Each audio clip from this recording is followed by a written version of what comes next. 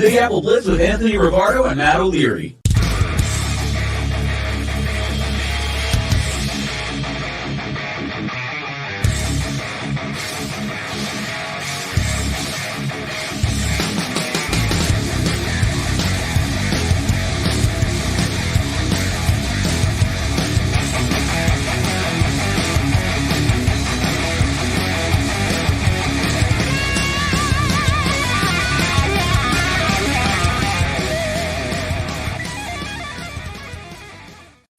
Hello and welcome to another episode of Big Apple Blitz. What's going on? Matt O'Leary alongside Anthony Rivardo. Anthony, how are you, my friend? Doing all right. You know, it was an interesting first day of joint practices between the Giants and the Jets. We have a lot to take away from it for both teams, really. Of course, previewing this upcoming Saturday matchup between the two teams, the final exhibition preseason game of the year. It's an interesting time right now to be a Giants fan, let me tell you that much. And like I said, a lot of interesting takeaways from that first joint practice. You know, I got to tell you, this is probably the most excited I've been for an episode because of what we got yesterday and previewing this game. Now, we do the show twice a week. I love doing this show. I'm always excited to talk some Jets and Giants on here with my guy, Anthony. But for this one in particular, after what happened yesterday, the number of comments that I got asking either A, is Anthony okay? Or how mad is Ant going into today? So first, vibe check, your takeaway from yesterday and how are you holding up?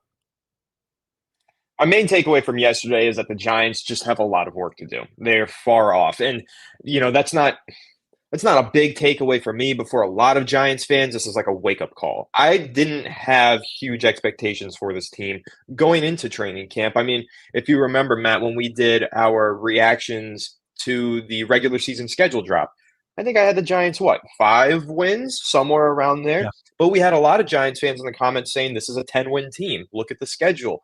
I wasn't there. I think now we are seeing a lot of fans have this crashing down from the atmosphere back onto earth, realizing like, okay, this might not be the 10-win team that I thought it was. This might be a little bit of a struggle this season. And I think that's just kind of what we're seeing. The Jets have one of the best rosters on football, and you wanted to see the Giants go into that first joint practice and make a statement, say, hey, we have a good roster too. Don't sleep on us.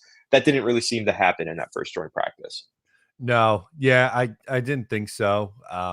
From the Giants' perspective on this, not a whole lot stood out. Offensively, didn't really get a ton going. It was a lot of underneath stuff. I saw somewhere where like 9 of 10 throws from Daniel Jones were 10 yards or less, so they weren't really pushing the ball down the field on the Jets defense. And then, you know, defensively for the Giants, I thought Kayvon Thibodeau and Brian Burns, not surprisingly, they had their way with Carter Warren and Max Mitchell. But then when the Jets' first team offensive line went in, I thought they held up very well against what I think is going to be a good defensive line.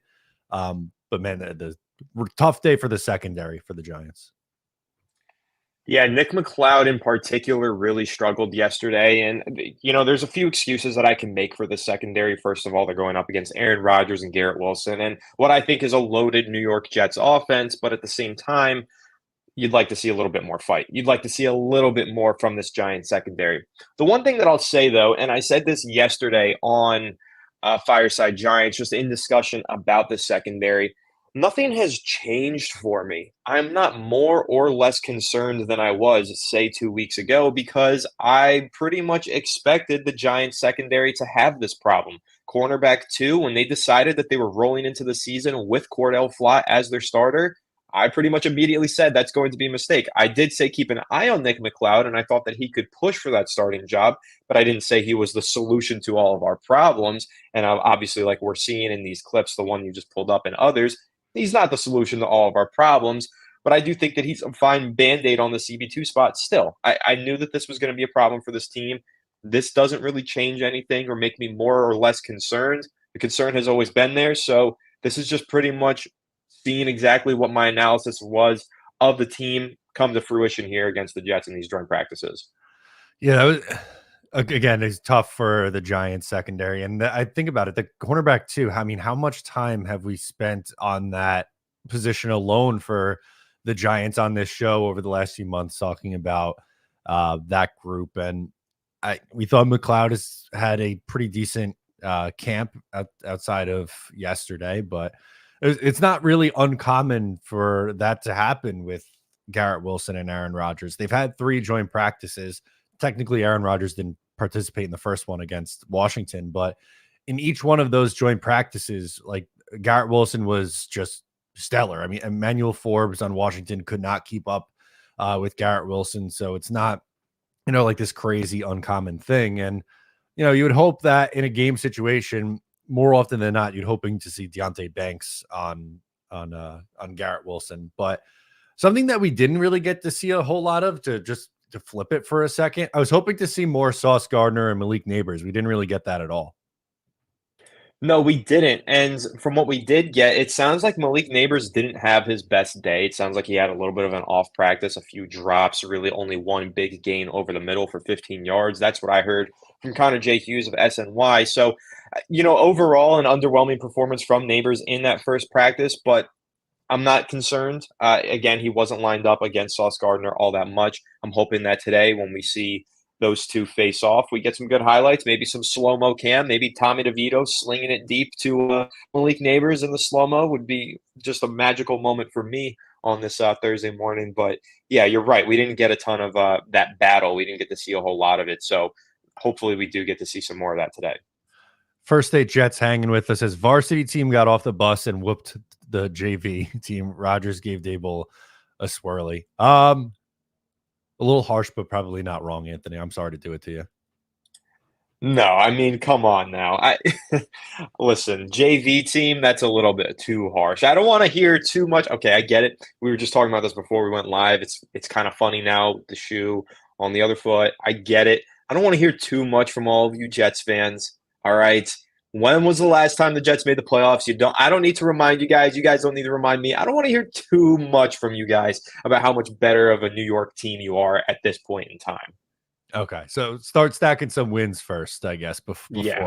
Okay. Let's see it in the regular season. This is a joint practice in August. I mean, you all know that my hopes are pretty high for the New York Jets. I think they're going to be a deep playoff team. I think they're going to win a lot of regular season games. But let's see them do it first before we start going after the Giants fans this heavily. That is totally fair.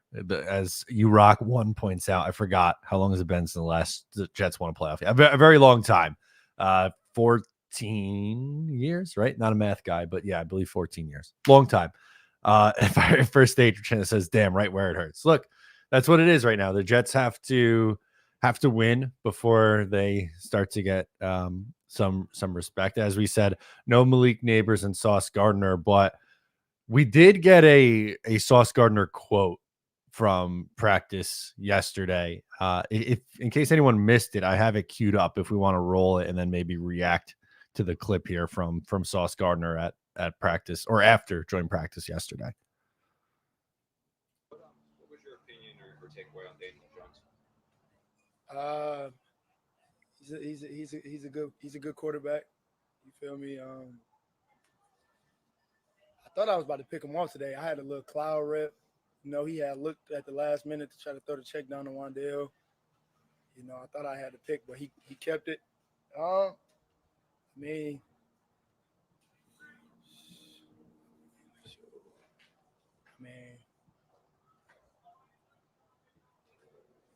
the competitive periods, it was very competitive, man. It was great. Like, I had fun out there today, I don't really know what to say. Like, it sounds like Anthony trying to defend Daniel Jones at this point. Honestly, you're right. It does. It really does sound exactly like that. Listen, embarrassing moment for Giants fans. If you don't find this embarrassing, I don't know what to say. This is not the first time this has happened, and it won't be the last. I mean, the big one that stands out last year, week 4 versus the Seattle Seahawks, the Giants get blown out. Daniel Jones throws a pick 6. Devon Witherspoon pretty much pokes fun at him. As a rookie cornerback, it says we knew he liked to stare down his first receiver, so we were ready to take that pick. That's one example. Le'Veon Bell completely trashed Daniel Jones in the media a few weeks ago. Patrick Peterson completely trashed him in the media like 2 months ago. Now you got Sauce Gardner struggling to say anything nice about this guy. I don't understand the section of the fan base that's this delusional and thinks Daniel Jones has potential to be a top starting quarterback. It's been 6 years. We haven't seen it. We're not going to see it. And it's getting embarrassing, like I said here. So I don't blame Sauce for having that kind of reaction. I know he tweeted afterwards and said, I called him a good quarterback, something distracting him mid-interview. That's great PR work by Sauce Gardner. I think we all know what he was thinking, what he wanted to say. Daniel Jones is a bad quarterback. It's just embarrassing at this point. I can't take it anymore. This is going to be a long season, I think. I just need Daniel Jones to either really prove me wrong and have an incredible year or just F off to a new team so that we can reboot and reset in 2025. Yeah, I mean, for Sauce, he was kind of put in a tough spot. I don't really blame him for what happened there. And then the Twitter backpedal was just great, but I don't think he had any like ill intentions with the answer or anything like that. It's kind of again just put in a tough spot. Do you hold anything against Sauce for his answer, or Giants fans in general? No, I don't hold anything against Sauce. I mean, listen, what was he supposed to say? First of all, it's a tough question, and it's not really it's not a question that you're supposed to ask, right? Like, you're not supposed to be like, hey, is the other team's quarterback good? The reporters aren't really supposed to do that. Not that there's any written rules about it, but like, unspoken rules. That's like a really tough situation to put a cornerback into. Not the best question there. Sauce tried to navigate it as best as he could. And listen, he said, if you take the quote and you just read it on paper, it doesn't sound like he was disrespectful in any way, right? Like, a written version of that quote sounds like he was being nice. He said he's a good quarterback. But you watch the video and you're like, okay, this is extremely awkward and hard to watch. So I don't know. It's just not the best question, not the best situation for Sauce to be put into. I think he did the best that he could. And honestly, I'll say I think that Sauce just kind of perfectly encapsulated the way that I feel. Yeah, there you go. Our guy, Johnny Boy, he was asking about you. He's hanging out with us in the chat. He wants to know if Sauce is still waving. Here's a video caught of Sauce Gardner waving goodbye to the Giants after joint practice yesterday. He probably is, but hopefully he faces them again in this joint practice, and maybe we get some neighbors tutties and neighbors gets to wave back. I think that would be a lot of fun. That would be a lot of fun. Now, we talked about Sauce. The one that we haven't touched on yet. Have you seen the video of Breece Hall and Isaiah Simmons? That one I haven't seen yet. No. Okay. So for some context, Breece Hall beats Isaiah Simmons for a touchdown and then checks to make sure that his ankles are still intact. So here.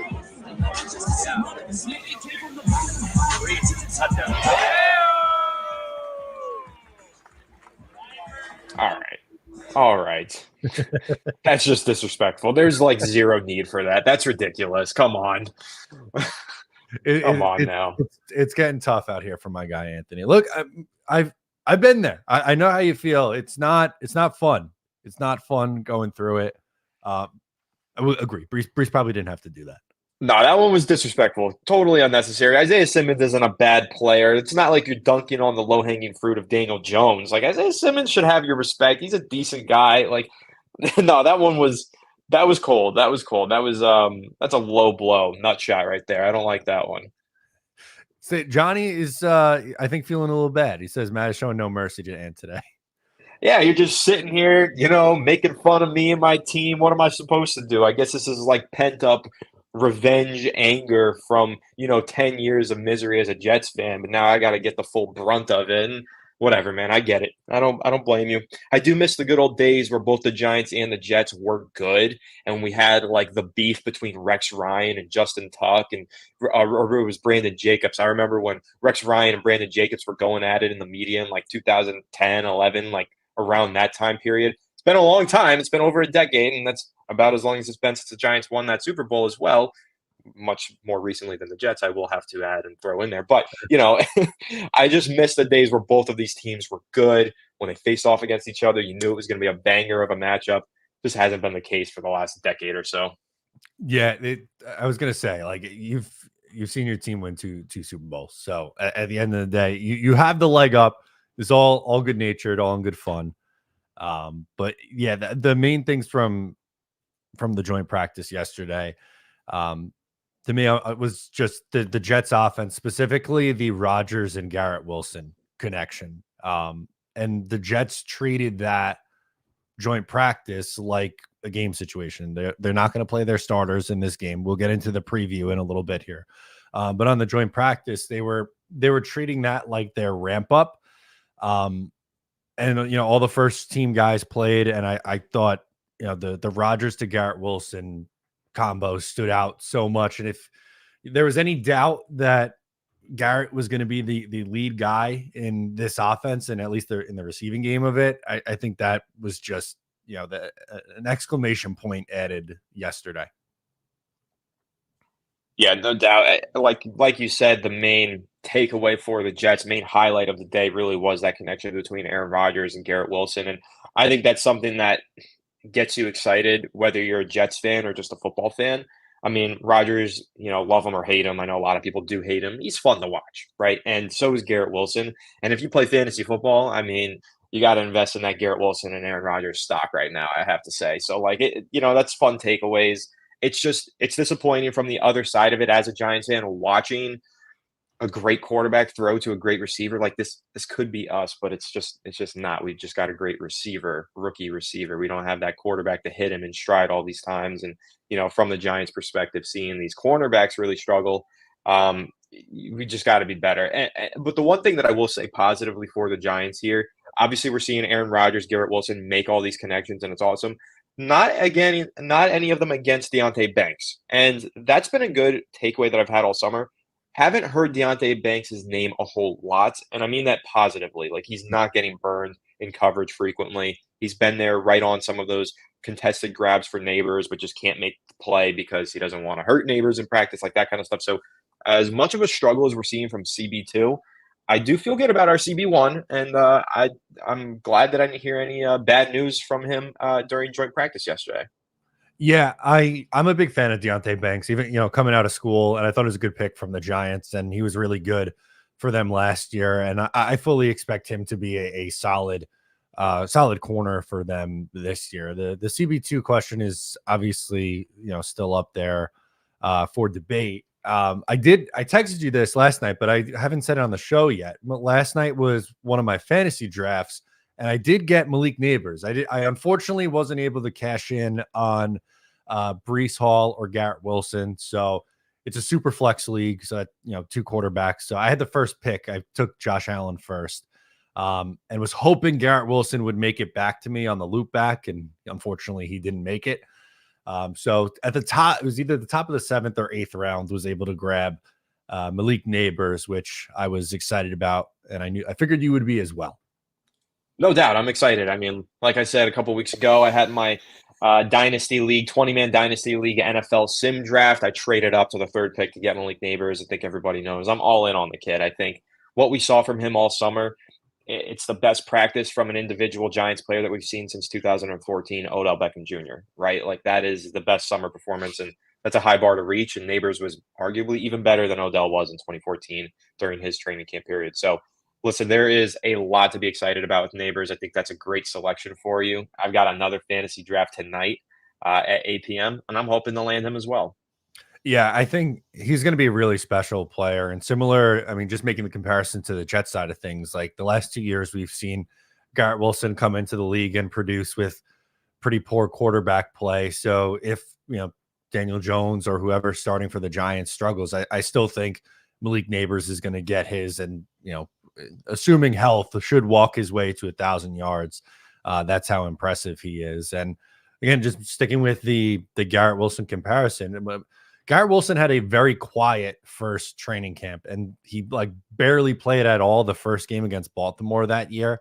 So, and then ended up coming on strong and winning Offensive Rookie of the Year. So for someone like Malik Neighbors to come out and have such an impact already should have Giants fans really, really excited for what he could do in the regular season. I think he's gonna be special.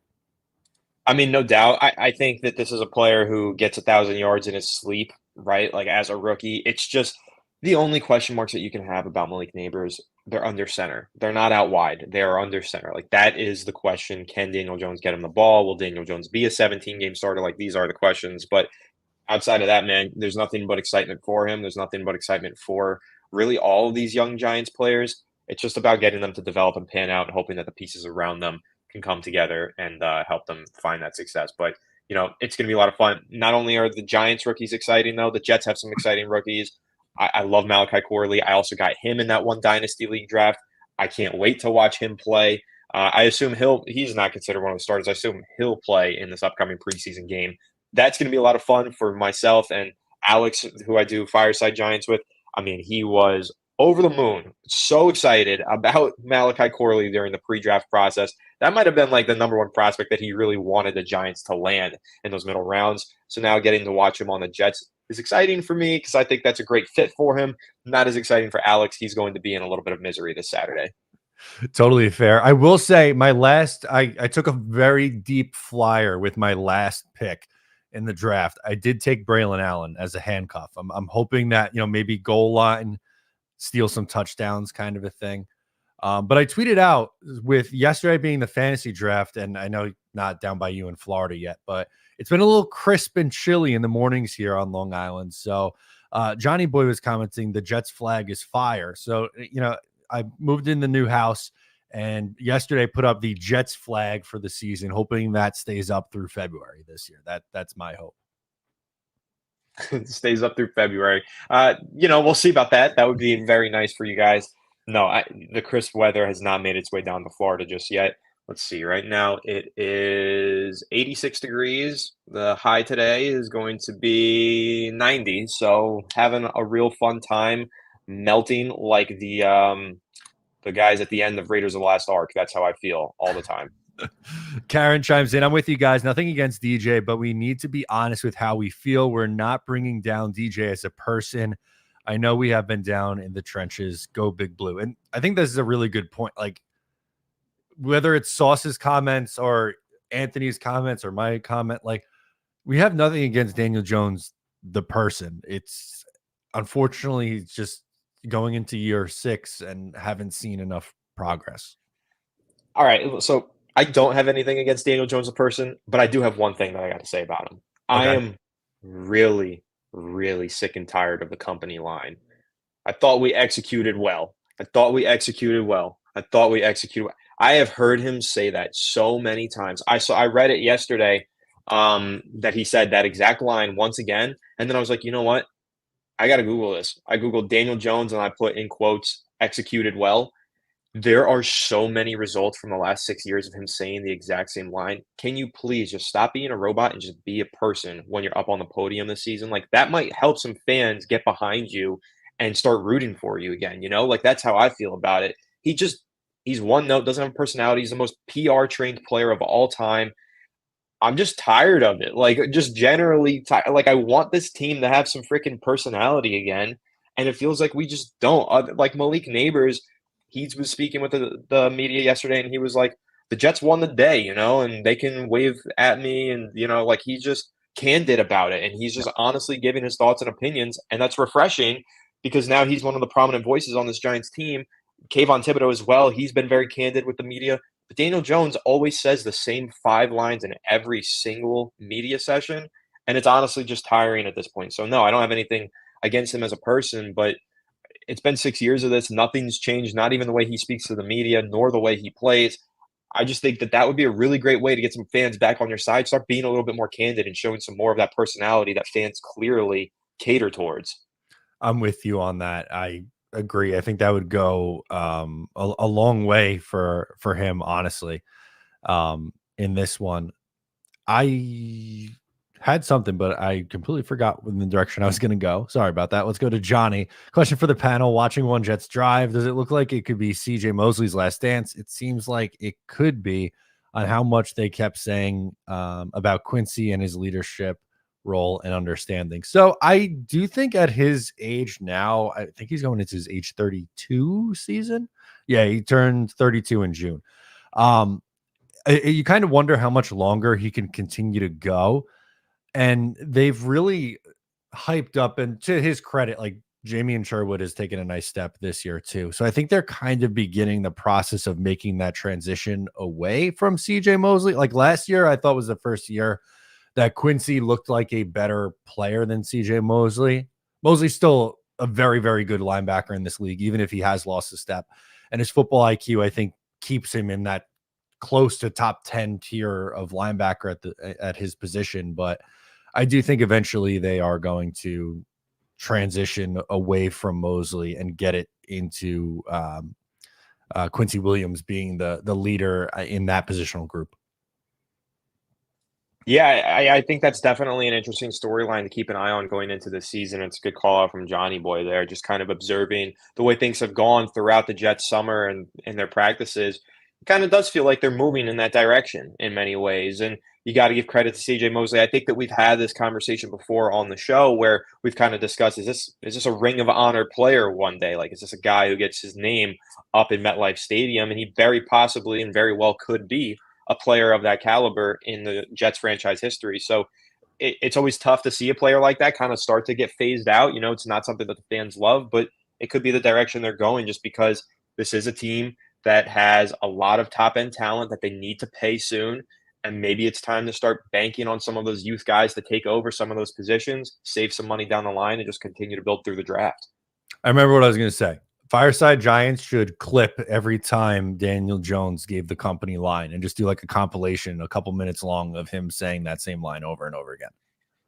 See, like that would be great, but the process of doing that might make me insane. And then you'll never see me on Big Apple Blitz again because my brain will be fried. Dude, it's close. Like I am this close to losing it. Daniel Jones has me on my edge. If I have to go through a video like that, I think you guys would no longer hear from me. It might be over. I don't want the show to end. So, all right, we'll let you off the hook there. How about we transition? We went a little long on the joint practice, but a lot to get into. Let's preview this game a little bit coming up between the Jets and the Giants. Some news broke right before we hopped on. Robert Saleh spoke with the media today and let everyone know that the Jets starters will not be playing in this game. I know you're a big advocate for playing the starters, and you thought that the Jets should play their guys. Any of that changed for you since these comments, or any new reaction to Robert Saleh making it official?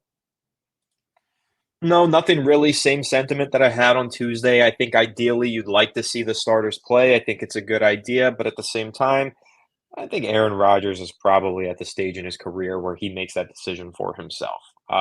Just to be completely honest, it's year 20. He's done the same old song and dance many times.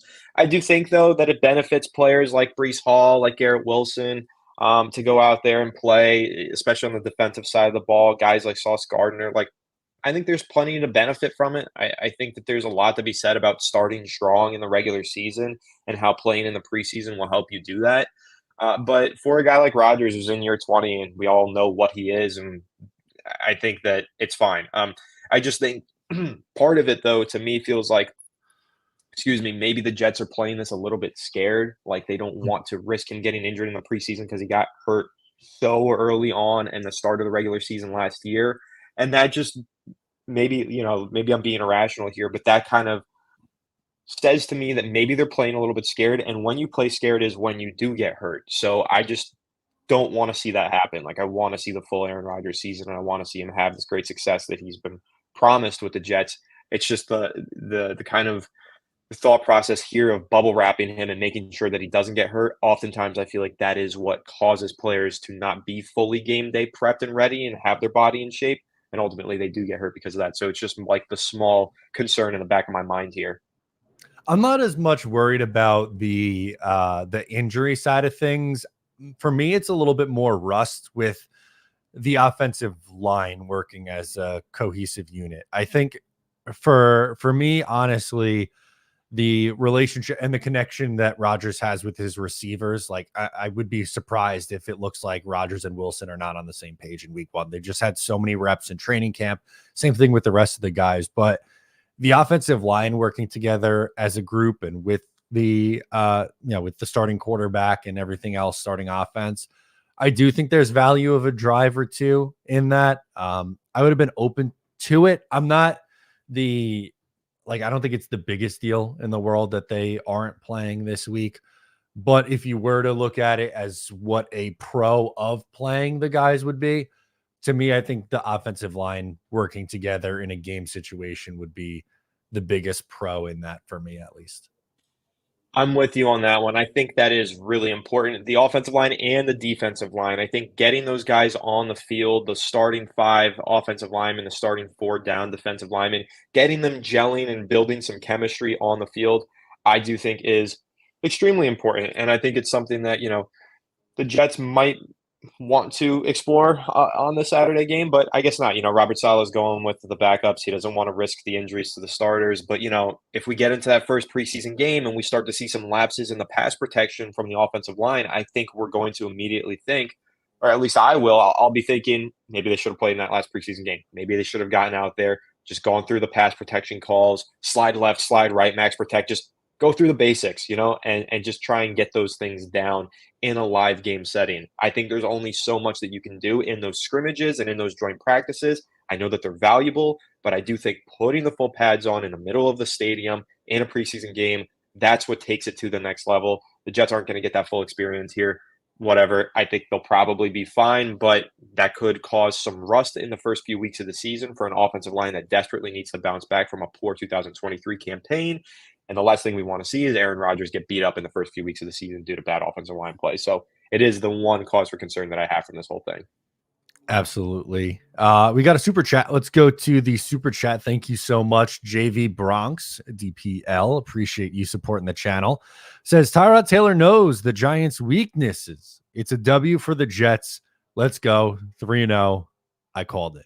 So do we think I'm not sure Tyrod Taylor is going to play in this game either, Anthony. I would be surprised. In week 2, we only saw the Adrian Martinez and Andrew Peasley show. I think that's what we're going to get again here in week 3.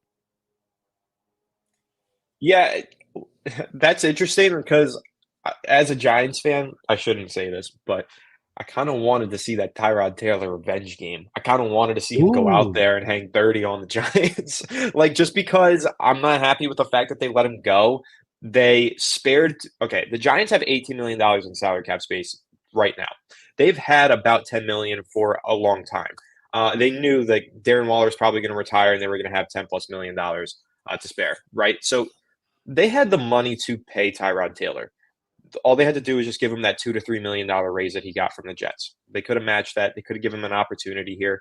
Instead, they let him go and they spent $5 million on an inferior quarterback in Drew Lock. I don't like that decision. I don't think Tyrod Taylor should like that decision. I think it should have pissed him off. It pissed me off. There you go. I want to see Tyrod Taylor have a lot of success. I want to see him hang 30 on the Giants if he has the opportunity to. So this is kind of like me being frustrated with the Giants, taking some of my anger out on them vicariously through Tyrod Taylor. I would have liked to see it. Yeah, I feel like I've said this a million times on the show, but I've always liked Tyrod. I think he's a high-end backup quarterback, so I was happy that the Jets went that route after having to watch Tim Boyle, Trevor Siemian, and Zach Wilson start games for my team last year after Aaron Rodgers went down. I think they did a good job of, if God forbid Aaron Rodgers goes down, I think Tyrod could play a handful of games for you and keep the Jets afloat, unlike last year. But yeah, it would have been cool to see him come out and play well against his old team. Like that's always a fun storyline when you see that happen. Maybe not so much fun when it happens against your team, like Sam Darnold beating the Jets in week 1 after they moved on from him and drafted Zach Wilson was not ideal. But is there, I'm going to ask you this half knowing your answer, but I'm going to do it anyway. Do you hold any value in going undefeated in the preseason? Does that matter to you? No, it doesn't matter to me, but I'm sure to some of the players in the locker room it matters. And so therefore it is valuable, to some players who, especially those backups who feel like they really contributed to those wins in the preseason, it probably makes them feel a little bit more motivated and a little bit more confident going into the regular season. Like, for example, if Tommy DeVito, let's say that the Giants, for example, went 3-0 in the preseason and Tommy DeVito played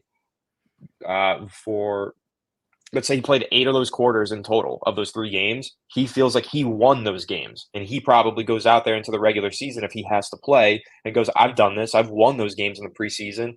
I'm going to win this thing in the regular season. So I do think there's like an element of that to some of these backups, and I think it's important for them. But as a fan, I don't care. It's an exhibition game. It doesn't count. You're playing backups versus backups. Doesn't really matter. but I do think there's something to be said about building in confidence for a lot of the backup players who might get a chance to play during the regular season.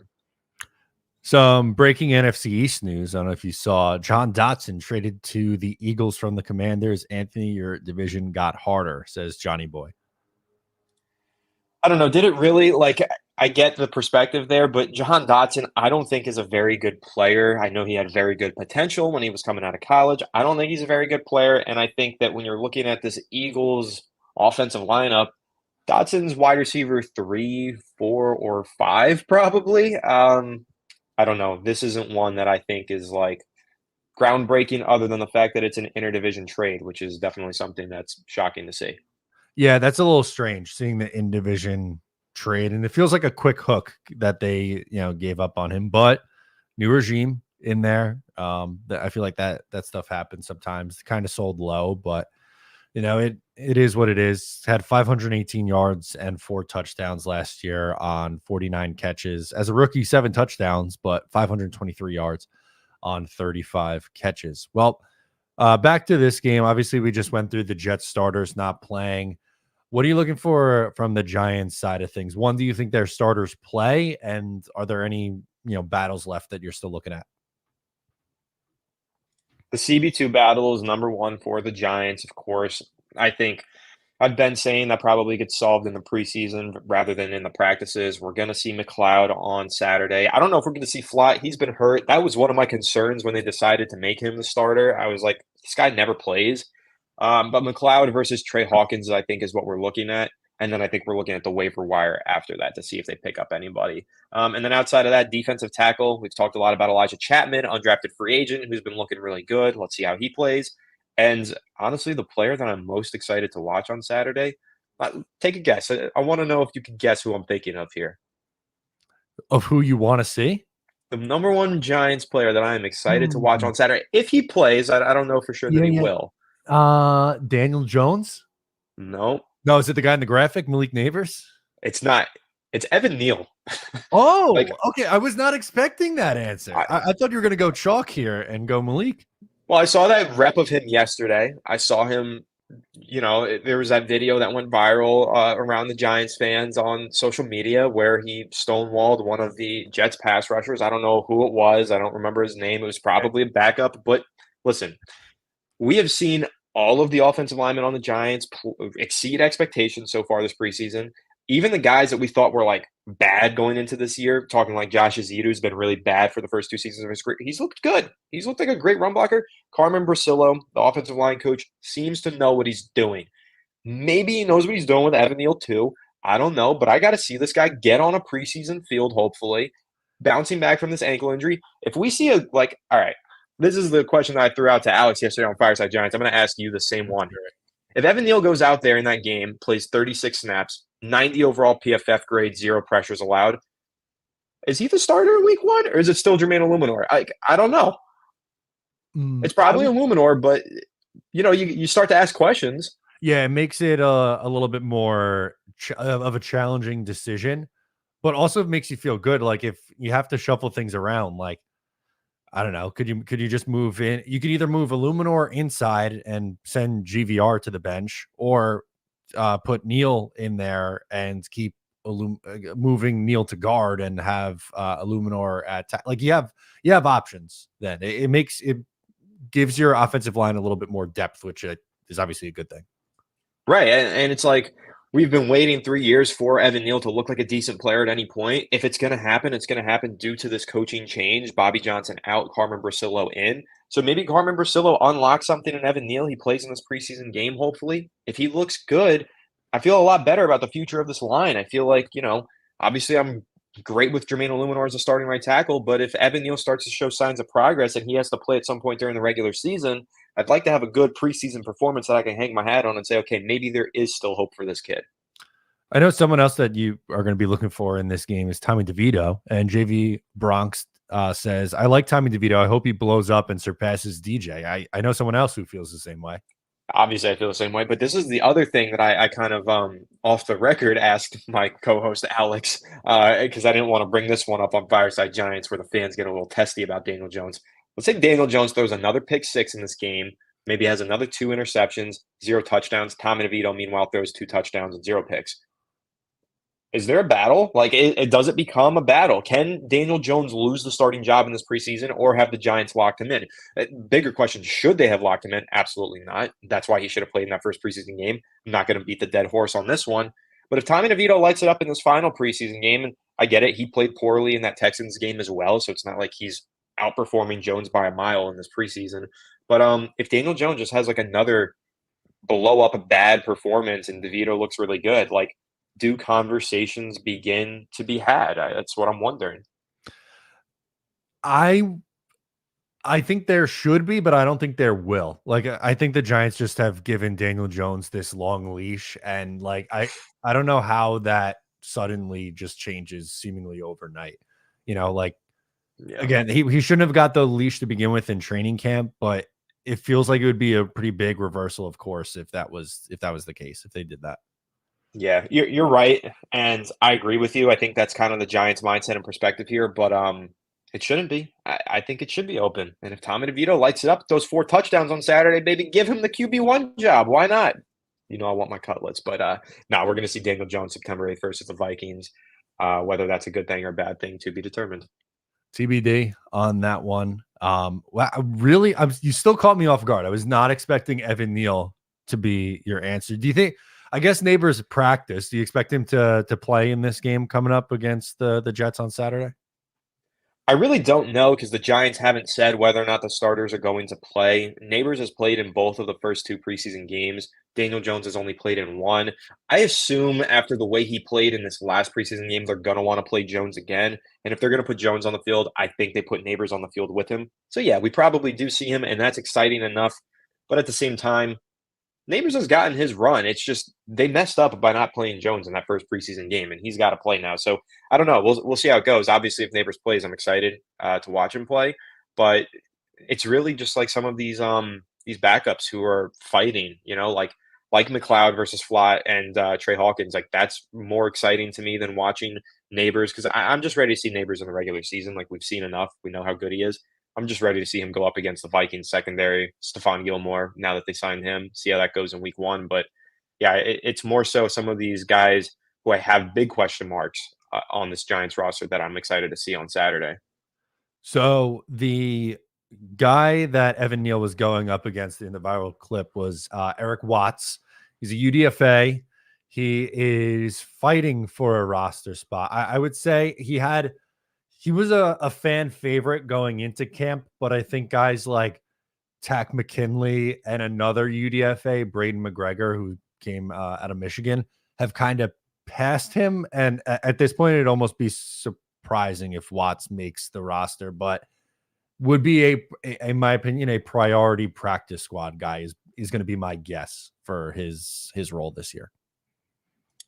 Yeah, and so again, that doesn't necessarily instill a ton of confidence in you for Evan Neal, but even still, just that rep, his fundamentals looked good. He was really quick out of his first step there. Like, he was lightning fast off the line and his kick slide, and I just thought like his hand placement was really fast and good. Like, I don't know if I've ever seen Evan Neal put together a rep like that, regardless of the competition that he was facing. So I don't know, just call me an optimist here.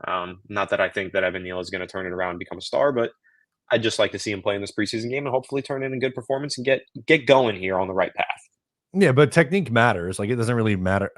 Yes, if he did that against Quentin Williams or Jermaine John or whoever, you'd feel a lot better about it. But still, his technique looked good. I think you could look at that one as a positive. But another positive here is, while yes, it's preseason game and we're discussing who's going to play, who might not play, storylines to watch. This is the last game that doesn't count. Then we're going to get 17 regular season games very, very soon. I am so excited for that. Again, this was a really fun episode going through because it was the Jets and Giants joint practice and previewing the game together. But I am very much so looking forward to getting into the regular season and coming on here on Mondays and reacting to what both of our teams do the day before. That's going to be so much fun. No doubt. It's going to be a blast. I can't wait for it. And, something that you said there, 17 games that matter, the Jets should have that. I'm just really hoping that the Giants do too, because in recent years it's been about 8 games that kind of matter, and then we're done. So, but either way, it's going to be fun because even if we get to that point in the regular season with the Giants where they're struggling and their games don't matter as much as the Jets games do, that means we're starting to look ahead towards the draft, which I love, and we're starting to talk about what's next for this team, and maybe we even get dramatic storylines like Daniel Jones benched midway through the year and Brian Dable question marks. Who knows? But no, you're right. Like I'm kind of going off on a funny tangent here, but September 8th, Giants versus Vikings. Giants wearing the ugliest uniforms of all time. Hopefully, being undefeated in them and picking up that win. It's going to be a lot of fun. I can't wait for the regular season. And September 9th, Carson Beck watch. That could very well be the case. I was literally just texting Alex about Carson Beck a little while ago. Funny enough. that's so good. But First H says Ant been there too long. Draft talk in September after 0-4. It's not fun. It's not. Believe me, I've been through it a ton. The last 2 years wasn't really that way because the Jets started off well, and then by the end, the thing that I don't want to do is the debates at the end of the year about is it better for them to win or lose this game for draft positioning or build that. I don't want to do that again. I've done that way too much the last 2 years. I want to talk about playoff seeding. Should the Jets rest their starters in week 18? That's a debate that I want to have late in the year. Not does a win over Bill Belichick in week 18 mean anything, or did the Jets just kill their draft stock? Yeah, I'm with you on that one. That's those conversations towards the end of the year can be really exciting or just really painful to get through. So I'm hoping that it's just an exciting year. Especially, I think it's long overdue for the New York Jets. Giants fan here, but I'm pulling for the Jets, man. It's long overdue. A playoff drought, it has to come to an end this year, and I think this is going to be a fun and exciting year. And it's like the perfect year for us to launch a show like this. Like you've got the opposite ends of the spectrum now. You got Giants maybe at the bottom of the league. You got Jets hopefully at the top of the league. Like this is fun. This is a great time to be doing this, and so it's going to be a wild and exciting ride here on Big Apple Blitz throughout the season. Absolutely. So make sure to subscribe to the channel if you're new. We'll be back on Monday. We'll break down what happened in that preseason game. I'm sure we'll talk roster predictions because on the 27th, that's when the rosters are due, which is Tuesday. So we'll be, I'm sure, getting much more clarity on what these rosters are going to look like. Follow Anthony's work on Fireside Giants. Does a great job over there and on social media. My stuff, you can find me on Talking Jets. I'll be on later streaming with Egghead at 3 o'clock and also on Matt O'Leary NY for daily Jets updates. That'll do it. I'm Matt. He is Anthony, and we will catch you next time.